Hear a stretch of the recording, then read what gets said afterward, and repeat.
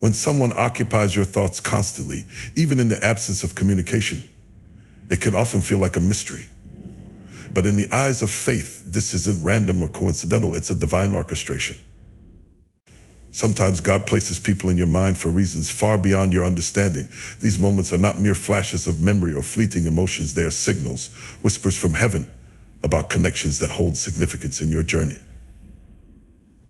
To fully grasp this, we must first recognize that God operates on a level of intentionality that surpasses human comprehension. Every connection we have in life is a thread in the grand tapestry God is weaving. Some threads are short-lived, serving a specific purpose for a season, while others are long, intricate, and deeply interwoven with our destiny. When someone lingers in your thoughts without any active communication, it could mean that their thread is still connected to yours. It could mean that their role in your life or your role in theirs is not yet complete. This is not a coincidence, it's a divine appointment. God often uses the silence of communication to amplify his voice. When the distractions of daily interaction are stripped away, we're left with nothing but our thoughts and his guidance. This is where divine connections take root. The persistence of someone in your mind can be God's way of saying, pay attention. This person is tied to your growth, your healing, or your purpose. Maybe it's someone who taught you a profound lesson in the past, or perhaps there's someone who will play a key role in your future. Either way, their presence in your thoughts is not without meaning. It's important to approach these moments with discernment. Not every lingering thought is assigned to act immediately. Sometimes God is asking you to simply reflect. He may be highlighting areas of your life that need attention, using the memory of someone to bring clarity to your path. For example, you might find yourself thinking about a person who inspired you, challenged you, or even hurt you. Instead of dismissing these thoughts, consider what God might be revealing through them. Are you being called to forgive? To emulate their example? To prepare for their re-entry into your life? Whatever it is, trust that God's timing is perfect. Divine connections often come with lessons. They might teach us patience as we wait for clarity. They might teach us humility as we recognize that not every relationship will unfold on our terms. Or they might teach us faith, reminding us that God is always at work, even in the silence. When someone is always in your mind, it's a reminder that relationships are not just about words exchanged or moments shared, they're about the impact one soul can have on another. That impact doesn't disappear just because communication has ceased. But let me tell you, this divine connections aren't always comfortable. They can challenge you, stretch you, push you out of your comfort zone. When someone is placed in your mind repeatedly, it might stir up emotions you thought were long gone: joy, regret, gratitude, or even pain. Don't shy away from these feelings. God often uses discomfort to grow us. That person's presence in your thoughts could be a mirror, reflecting something about yourself that God wants to address. And while it's natural to seek closure or understanding, divine connections aren't always meant to be tied up neatly. Sometimes their purpose is to leave you with questions that only God can answer. In those moments, lean into prayer. Ask God for wisdom. Ask him what he wants you to learn, do, or feel. Sometimes you'll be called to reach out and reconnect. Other times you'll be called to simply release them to him, trusting that his plan is greater than your own. The beauty of divine connections is that they remind us we are never alone in this journey of life. God works through people to shape us, to bless us, and to guide us. Even when communication is absent, the connection remains alive in the spiritual realm. And while we may not always understand the why, we can trust the one who orchestrates it all. He is the God of divine connections, the God who weaves our stories together for his glory and our good. So if someone is always in your mind without communication, don't see it as an annoyance or a burden. See it as an invitation, a divine nudge to reflect, to pray, and to trust. That person may be a key to unlocking something new in your life, or you may be a key to unlocking something in theirs. Either way, God's hand is in it. Let his wisdom guide you, and let his love sustain you as you navigate these sacred connections.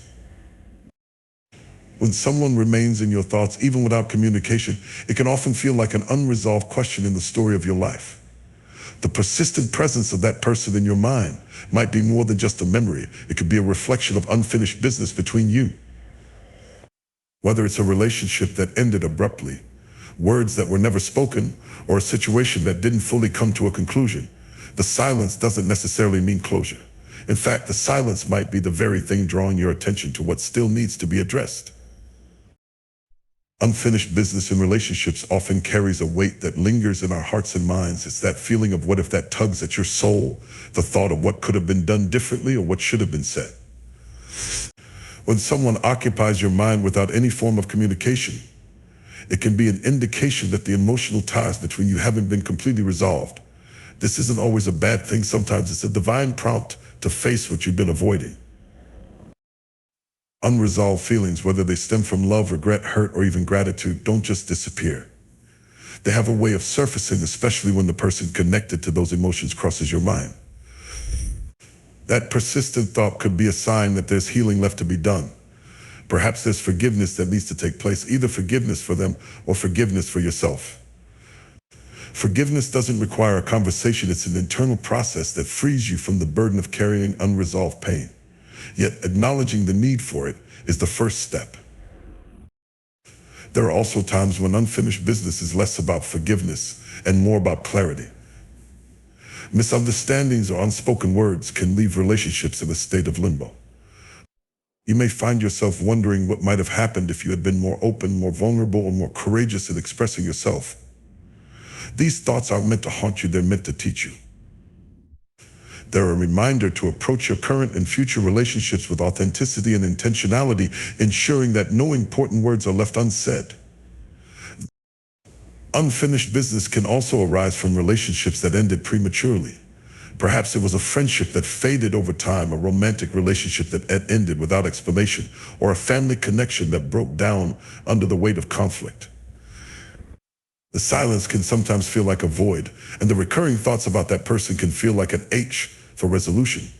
It's important to remember that not all unfinished business needs to be revisited directly with the other person.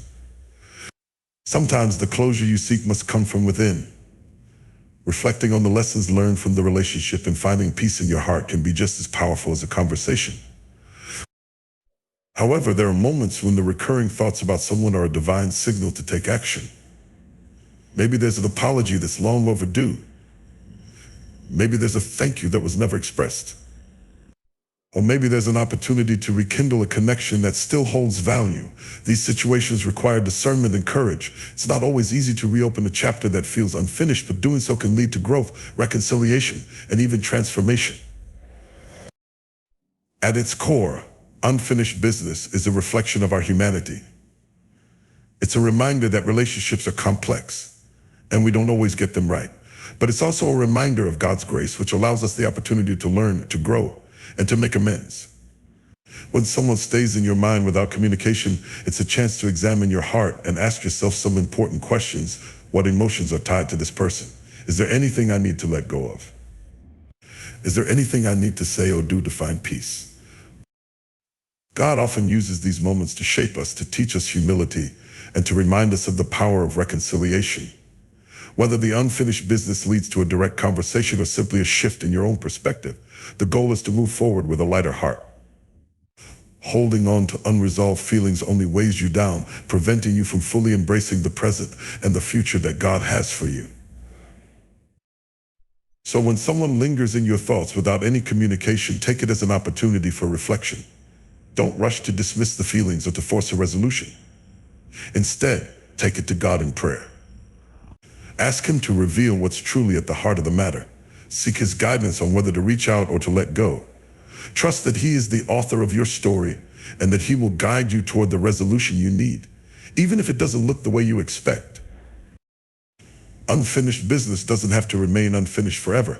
It's an invitation to grow, to heal, and to find peace. Whether through forgiveness, reflection, or reconnection, trust that God will use even the unresolved parts of your story for your good and His glory. And when the time comes, let go of the weight and walk into the freedom He has prepared for you. When someone occupies your thoughts persistently, yet no communication takes place, it can feel like an emotional tug of war. This experience can test your emotional discipline in profound ways, challenging you to navigate the complexity of feelings and desires without impulsively reaching out or seeking immediate resolution. Emotional discipline is not merely about suppressing emotions, it's about learning to manage them with wisdom and grace. In moments like these, when the silence is deafening, God might be using this situation to refine your heart and strengthen your ability to endure and grow. Emotional discipline begins with the acknowledgement that not every thought or feeling demands immediate action. The human heart is naturally inclined to seek closure, clarity, or connection. When someone stays on your mind without communication, the instinct might be to break the silence, send a message, make a call, or seek answers. But emotional discipline teaches you to pause, to sit with those feelings, and to discern whether action is truly necessary or whether this is a season for reflection and stillness. In these moments, God may be calling you to cultivate patience. Patience is not passive, it's an active process of trusting God's timing over your own. It's a lesson in surrendering control, understanding that not every relationship or situation can be resolved on your terms. Emotional discipline involves resisting the urge to force outcomes and instead allowing space for God to work behind the scenes. That person may be in your mind for a reason, but that reason might not yet be revealed. The waiting period is not wasted, it's where growth happens. Part of the test of emotional discipline is learning to navigate the tension between what you feel and what you know. Your emotions might urge you to act impulsively, to seek validation or reassurance from the other person. But wisdom reminds you that not all emotions are reliable indicators of what is best. Emotional discipline requires you to step back and ask, what is God teaching me in this moment? What is the right response, not just the easiest one? This process of self-reflection helps you to respond thoughtfully rather than react impulsively. Silence can also be an opportunity to evaluate the true nature of your connection with the person on your mind. Are you holding on to past hurts, unspoken words, or unfulfilled expectations? Are you yearning for closure, reconciliation, or affirmation? Emotional discipline encourages you to examine your motives and intentions. Sometimes the longing for communication is less about the other person and more about addressing unmet needs within yourself. Recognizing this is a step toward emotional maturity.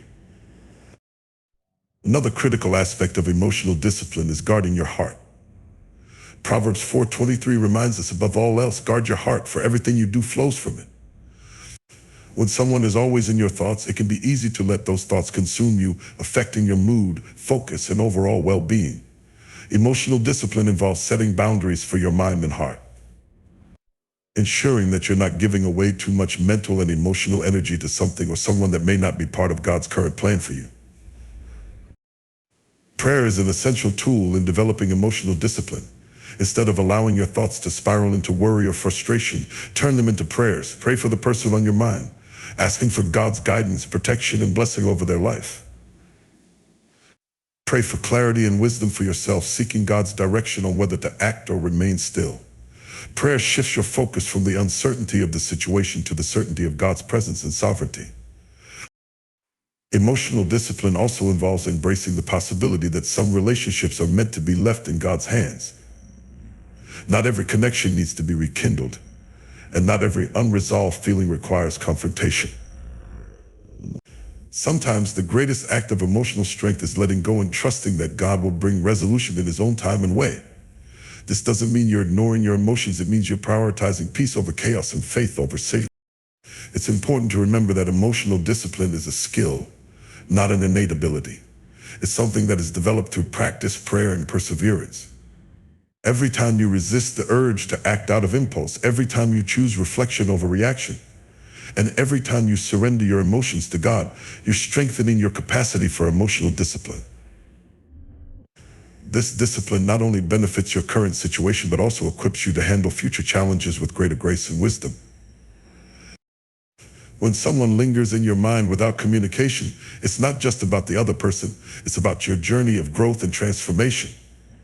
God uses these moments to teach you patience, self-control, and trust. He is molding you into someone who can navigate life's uncertainties with faith and resilience.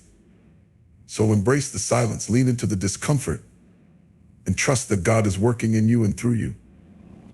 Emotional discipline is not about suppressing your emotions, but about aligning them with God's will and timing, knowing that His plans are always for your ultimate good. When someone is constantly on your mind, yet communication between you is absent, it's easy to let worry creep in. The unanswered questions, the silence, the unknown reasons why their presence lingers in your thoughts, all of this can create a sense of unease. But this moment isn't meant for anxiety or overthinking.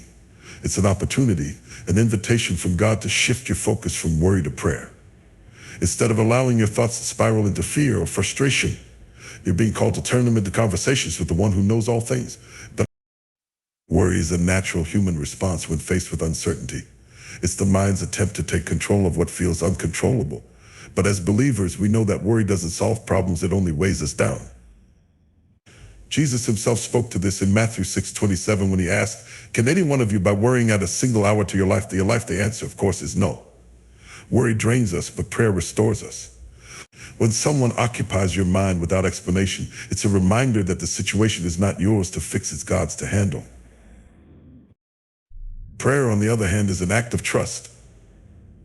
It's a declaration that you believe God is in control, even when you don't have all the answers. When someone comes to mind repeatedly, it may be God's way of nudging you to intercede on their behalf. You might not know what they're going through, but God does. They could be facing challenges, wrestling with decisions, or navigating pain that they haven't shared. Your prayers can be the spiritual lifeline they need, even if you never speak to them directly. It's important to understand that prayer is powerful. James 5:16 reminds us that the prayer of a righteous person is powerful and effective. When you pray for someone, you're inviting God to intervene in their life in ways you might never see but can trust are significant. Whether you're praying for their protection, peace, or provision, your prayers have the power to shift things in the spiritual realm. Even in the absence of communication, your prayer is a form of connection, a connection that transcends words and reaches the heart of God. Turning your thoughts into prayers also frees you from the burden of worry. When you're focused on praying for someone, your mind shifts from a place of anxiety to a place of faith. Instead of dwelling on questions like, why are they on my mind? Or what does this mean? You begin to focus on God's promises and his ability to work all things together for good. Prayer redirects your energy from trying to figure things out to trusting that God already has it figured out. Praying for someone doesn't mean you're asking God to change them or their circumstances to suit your desires. It's about surrendering them to God's will. It's saying, Lord, I don't know why this person is on my mind, but you do. I trust you to work in their life in the way you see fit. This act of surrender not only brings peace, but also aligns your heart with God's purpose. It reminds you that you are not in control. And that's okay, because the one who is in control is infinitely wise and loving. In moments of prayer, you might also find that God reveals something to you about your relationship with this person. Perhaps there's a lesson you need to learn, an area where you need to grow, or even an action you need to take. Prayer doesn't just change situations, it changes us. It softens our hearts, calms our fears, and opens our eyes to God's perspective.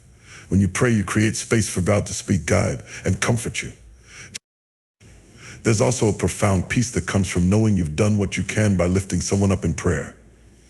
Worry tells you to dwell on what you can't control. Prayer reminds you that God is in control. Worry keeps you in a state of unease. Prayer brings you into the presence of peace. Philippians 4:6-7 captures this beautifully. Do not be anxious about anything, but in every situation by prayer and petition, with thanksgiving, present your requests to God. And the peace of God, which transcends all understanding, will guard your hearts and your minds in Christ Jesus. So when someone is constantly in your thoughts without communication, don't let worry take root. Instead, see it as a divine reminder to pray. Pray for their well-being, their strength, and their journey. Pray for clarity and wisdom for yourself. And most importantly, pray with faith, trusting that God is working in ways you cannot see. In the silence, let your prayers speak louder than your worries. Trust that God hears every word, understands every emotion, and holds both you and the person you're praying for in his hands. This is not a time to fret, it's a time to intercede. Let prayer become your response, your weapon, and your source of peace. Through prayer, you're not only helping others, but also strengthening your own faith and drawing closer to God. One of the most challenging aspects of life is navigating the unknown. When you don't have all the answers or a clear path forward, it's easy to lean on your own understanding, trying to piece together what's next. However, Proverbs 3:5-6 reminds us, trust in the Lord with all your heart and lean not on your own understanding. In all your ways submit to him, and he will make your path straight. The scripture serves as a reminder that God's plan is greater than our limited perspective. Trusting him for the next move means believing that he sees the bigger picture, even when you don't. Sometimes the person occupying your mind may represent unfinished business, a lesson yet to be learned, or even a door that God is preparing to reopen. At other times, it might be God's way of refining your patience and teaching you to wait on him. In either case, the next move isn't yours to dictate, it's God's to reveal. Trusting him means resisting the urge to act impulsively or force a resolution. Instead, it's about leaning into prayer, seeking his guidance, and allowing him to work behind the scenes in ways you cannot see. Faith is the foundation of trusting God for the next move. Hebrews 11:1 defines faith as confidence in what we hope for and assurance about what we do not see. Trusting God doesn't require you to have all the answers. It requires you to believe that he does. It means letting go of anxiety. The promise that those who wait on the Lord will renew their strength. Waiting on God is not passive. It's an active process of trusting, praying, and staying faithful. During this time, God might be shaping your character, teaching you lessons, or aligning circumstances in ways that will become clear later. Surrender is perhaps the most freeing aspect of trusting God. Surrendering doesn't mean giving up. It means letting go of the need to control every detail and instead placing the situation in God's hands.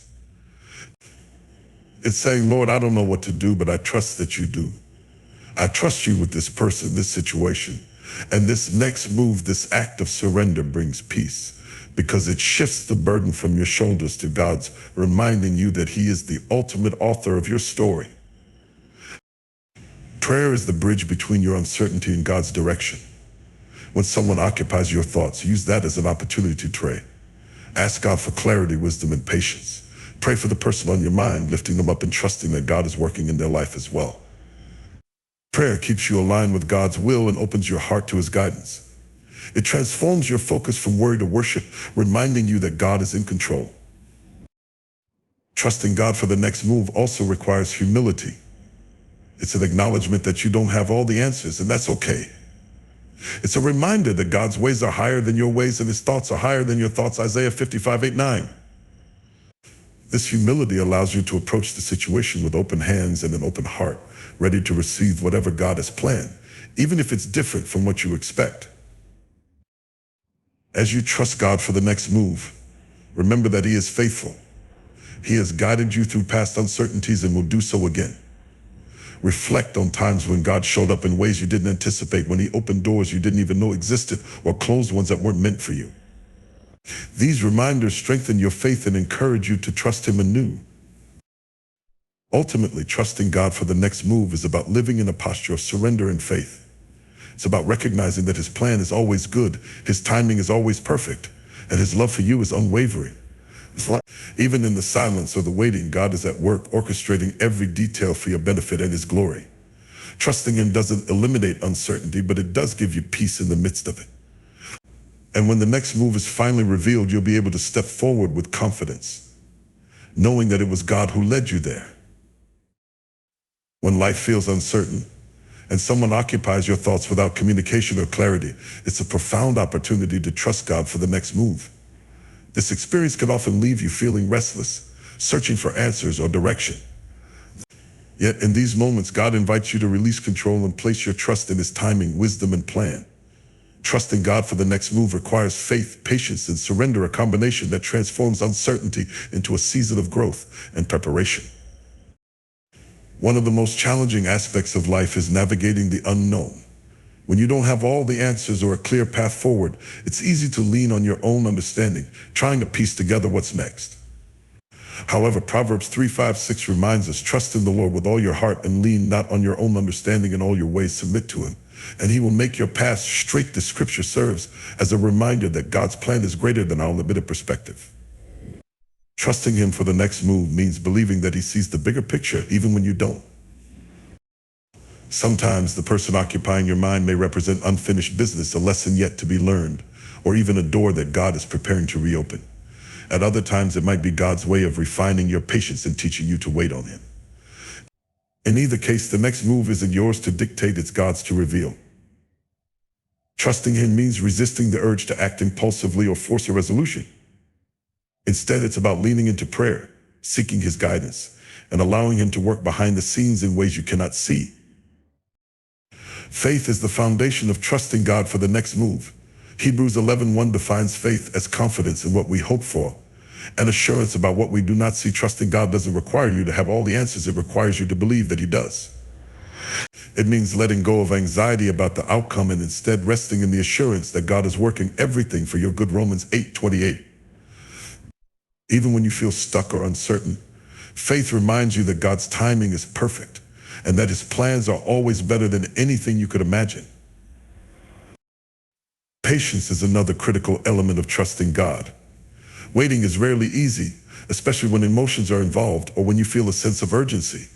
Yet God often uses periods of waiting to prepare us for what's next. Isaiah 40:31 encourages us with the promise that those who wait on the Lord will renew their strength. Waiting on God is not passive. It's an active process of trusting, praying, and staying faithful. During this time, God might be shaping your character, teaching you lessons, or aligning circumstances in ways that will become clear later. Surrender is perhaps the most freeing aspect of trusting God. Surrendering doesn't mean giving up. It means letting go of the need to control every detail and instead placing the situation in God's hands. It's saying, Lord, I don't know what to do, but I trust that you do. I trust you with this person, this situation, and this next move. This act of surrender brings peace because it shifts the burden from your shoulders to God's, reminding you that He is the ultimate author of your story. Prayer is the bridge between your uncertainty and God's direction. When someone occupies your thoughts, use that as an opportunity to pray. Ask God for clarity, wisdom, and patience. Pray for the person on your mind, lifting them up and trusting that God is working in their life as well. Prayer keeps you aligned with God's will and opens your heart to His guidance. It transforms your focus from worry to worship, reminding you that God is in control. Trusting God for the next move also requires humility. It's an acknowledgement that you don't have all the answers, and that's okay. It's a reminder that God's ways are higher than your ways and His thoughts are higher than your thoughts. Isaiah 55:8-9. This humility allows you to approach the situation with open hands and an open heart, ready to receive whatever God has planned, even if it's different from what you expect. As you trust God for the next move, remember that He is faithful. He has guided you through past uncertainties and will do so again. Reflect on times when God showed up in ways you didn't anticipate, when He opened doors you didn't even know existed, or closed ones that weren't meant for you. These reminders strengthen your faith and encourage you to trust Him anew. Ultimately, trusting God for the next move is about living in a posture of surrender and faith. It's about recognizing that His plan is always good, His timing is always perfect, and His love for you is unwavering. Even in the silence or the waiting, God is at work, orchestrating every detail for your benefit and His glory. Trusting Him doesn't eliminate uncertainty, but it does give you peace in the midst of it. And when the next move is finally revealed, you'll be able to step forward with confidence, knowing that it was God who led you there.